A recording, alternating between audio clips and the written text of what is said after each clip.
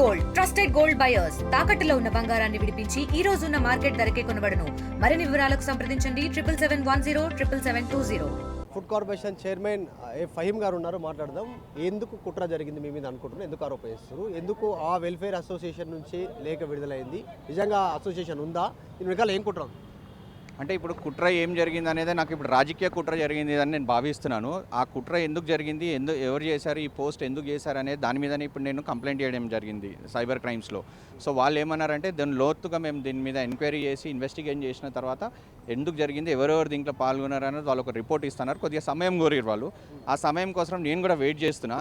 అది వచ్చిన వెంటనే ఎంక్వైరీ రిపోర్ట్లో ఏమేమి తేలితే మళ్ళీ నేను మీడియా ముఖంగానే వచ్చి బహిరంగంగానే మీకు ఎవరు దీంట్లో కుట్ర చేసిరు, ఎందుకు చేసిరు, నన్ను ఎందుకు డ్యామేజ్ చేయాలని, నాకు ఎందుకు ఇట్లా చేశారు అనేది కూడా నేను మీడియా సమీక్షలోనే చెప్పడం జరుగుతుంది. ఇప్పుడు అమీన్పూర్ వెల్ఫేర్ అసోసియేషన్ అంటారు. ఇప్పుడు వాళ్ళు పెట్టింది అడ్రస్ ఏమో కిష్టారెడ్డిపేట్ విలేజ్ అని ఉంది. ఇక్కడ కిష్టారెడ్డిపేట ఇది విలేజు, అమీన్పూర్ మండల్లో ఈ విలేజు. మళ్ళీ అసోసియేషన్ ఏమో అమీన్పూర్ అని ఉంటుంది, అడ్రస్ ఏమో ఇది ఉంది. అడ్రస్లో మళ్ళీ ఎక్కడ కూడా ప్లాట్ నెంబర్ కానివ్వండి, లొకేషన్ కానివ్వండి, ఒక మనిషి ఇప్పుడు విడుదల చేసినాక ఆయనతో మాట్లాడదామంటే కాంటాక్ట్ నెంబర్, ఈ కాలంలో ఒక కాంటాక్ట్ నెంబర్ ఏదో ఒకటి ఉండాలి కదా, కమ్యూనికేషన్ ఉండాలి కదా, అది లేదు. ప్లస్ ఈ వెల్ఫేర్ అసోసియేషన్కి ట్రెజరర్ అనే దానికి బైలాస్లో ఎప్పుడు కూడా మీరు చూసారు president, vice president, general secretary, organise secretary, secretaries ఉంటే ట్రెజరర్ మాత్రం ఒక్కడే ఉంటాడు. అంటే నాకున్న అవగాహన వరకు, నేను చదువుకున్న వరకు మాత్రం, నాకు తెలిసేంత వరకు మాత్రం ట్రెజరర్ అనే వ్యక్తి ఒకడే ఉంటాడు బైలాస్లో, సొసైటీ ఆఫ్ రిజిస్ట్రేషన్స్లో ఇవి ఏది చేసినా. అట్లాంటిది ఇక్కడ మీరు చూడండి, ఇద్దరు ఉన్న ట్రెజరర్స్. ఆయన ఎవరో తెలియదు. ఫైండ్ అవుట్ నేను ఎంత ఎంక్వైరీ చేసినా ఆ వ్యక్తి అక్కడ లేడు, ఎవడని కూడా తెలియట్లేదు మాకు. అసలు ఫస్ట్ ఆఫ్ ఆల్ ఇక్కడ అడ్రస్లో ఆఫీస్ చైతన్య స్కూల్ అని రాశాడు, స్కూల్ అడ్రస్ రాశాడు వాడు. అక్కడ చైతన్య స్కూల్ అనే లేదు. అక్కడ వెళ్ళి ఎంక్వైరీ చేస్తే డిపార్ట్మెంట్ వాళ్ళు కూడా ఎంక్వైరీ చేస్తే ఆ స్కూలే లేదు సార్. అక్కడ ఉన్నాయి రెండో స్కూలు, సదాశివ్ స్కూల్ ఒకటి, సాయి టెక్నో స్కూల్ ఒకటి ఉంది. కానీ అవి స్కూల్స్, ఈ వెల్ఫేర్ ఆఫీసులు అనేది ఎక్కడ కూడా ఏమీ లేవు అవన్నీ తెలుసు. అంటే దీన్ని బట్టి నేను కూడా ఒక నిర్ధారానికి వచ్చింది ఏంటంటే ఇది బరాబర్ ఫేక్. స్వయం కాంగ్రెస్ పార్టీలో యాక్టివ్ ఉంటాడు, ఏఐసీసీ నేతలకు దగ్గర ఉంటాడు, ఏఐసీసీ మెంబర్, ఇప్పుడు కార్పొరేషన్ చైర్మన్. సో ఇందులో అంటే మీ పార్టీలకు వ్యక్తుల, బయట వ్యక్తుల, లేకుంటే మీ ప్రాంతంలో సంబంధించినటువంటి రాజకీయ ఎదుగుదల నచ్చని వాళ్ళు ఇట్లాంటి కుట్ర చేసి ఉంటారు? ఎందుకంటే ఇంతవరకు ఏ వివాదంలో ఫైమ్ పేరు వినపడలేదు. ఈరోజు ఎందుకు పర్టికులర్గా హైడ్రా పేరుతో కుట్ర చేసే అవకాశం ఉంది? అంటే వాళ్ళకి ఇంకొకటి నా మీద ఆరోపణలు చేయడానికి ఏమీ దొరకలేదు.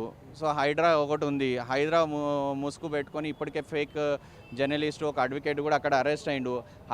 హైడ్రా పేరు మీద ఈయన మీద బురద చల్లితే ఈయనకి డ్యామేజ్ జరుగుతుందని రాశారు. కానీ రాసినప్పుడు దొంగతనం చేసినప్పుడు ఏదో ఒక చిన్న తప్పు చేస్తాడు. వాడు తప్పు 10th month 3rd month date వేసి ఇక్కడ ఇద్దరు ట్రెజరర్లు, ఆఫీస్ అడ్రస్ లేదంటే ఇది ఫేక్.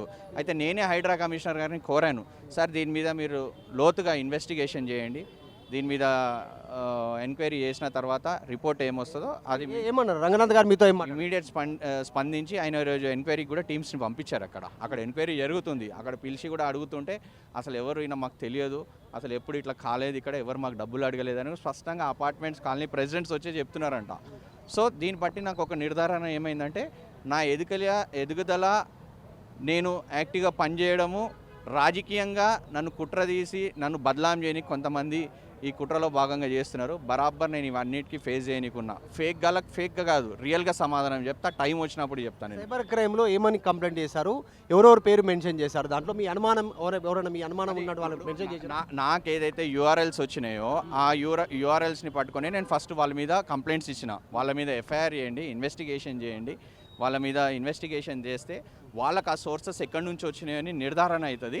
దాని తర్వాత నేను ఎవరు ఇది చేసింది అనేది వ్యక్తులు నాకు తెలుసా తెలియదా, వీళ్ళు ఎందుకు నాకు ఇట్లా చేశారు అనేది. అప్పుడు కంప్లైంట్లో ఎవరెవరు పేరు మెన్షన్ చేశారు? యూఆర్ఎల్స్ అంటారు కదా, ఫస్ట్లో తెలుగు స్క్రైబ్ ఒకటి ఉంది, ఇంకోటి హాక్ మీడియా హౌస్ అని ఒకటి ఉంది. సో తెలుగు స్క్రైబ్ అనేది బీఆర్ఎస్ హ్యాండిల్డ్ మీడియా అని తెలుస్తుంది నాకు, నా దృష్టికి వచ్చింది. వాళ్ళ మీద ఇప్పటికే చాలా 100 కేసులు కూడా బుక్ అయినవి ఉన్నాయి సోషల్ మీడియాలో. ఈ ప్రభుత్వాన్ని కానీ మా ఎమ్మెల్యేలు, ఎంపీలను అందరినీ తరచుగా టార్గెట్ చేసి బదలాం చేసే కార్యక్రమంలో ఉన్నారు. వాడు నిజంగా మొగోడైనప్పుడు తెలుగు స్క్రైబ్ ఉన్నాడు, ఏడ కూర్చుండో ఏ గూట్లో కూర్చుండో ఏడ కూర్చుండో, వాడు బయటకు వస్తే అన్న మేము పోయి అంతో మాట్లాడతాం, రారా బాబు మాట్లాడదామని. వాడు ఏడో ఆడతనం లేక కొజ్జాయం లేక ఆడ కూర్చొని మా మీద ఆరోపణలు చేస్తే దానికి మేమేం చేస్తాం, ఫేక్ ఆరోపణలు. అందుకే మేము కూడా ఈరోజు లీగల్ ప్రొసీజర్ ప్రకారంగానే లీగల్గా ఈరోజు వాళ్ళ మీద మేము యాక్షన్ తీసుకోవాలని కూడా మేము సైబర్ క్రైమ్స్ని కోరడం. హైదరాబాద్ రంగారెడ్డి జిల్లాలో మెదక్ ముఖ్యంగా ఈ అమీన్పూర్ ఏరియాలో ల్యాండ్స్ చాలా హైలో ఉంటాయి. మీరు గతంలో ఎవరైనా తప్పు చేస్తుంటే మీరు అడ్డుకున్నారా, వాళ్ళు ఎవరైనా కుట్ర ఉంటుందా? అసలు ఎందుకు మిమ్మల్ని ఇంట్లో టార్గెట్ చేస్తూ హైడ్రా పేరు తీసుకున్నట్టు అనుకుంటారు? నిజంగా బీఆర్ఎస్ఆ మీ పార్టీలో వాళ్ళే మీ సన్నిహితుల? గతంలో మీకు ఎవరైనా శత్రువులు? ఇప్పుడు మా పార్టీ వాళ్ళు ఎందుకు చేస్తారండి చెప్పండి, ఎందుకు చేస్తారు? నేను పార్టీకి సిన్సియర్గా పనిచేసినప్పుడు నన్ను అప్రిషియేట్ చేస్తారు కదా, మా పార్టీ వాళ్ళు నన్ను ఎందుకు చేస్తారు?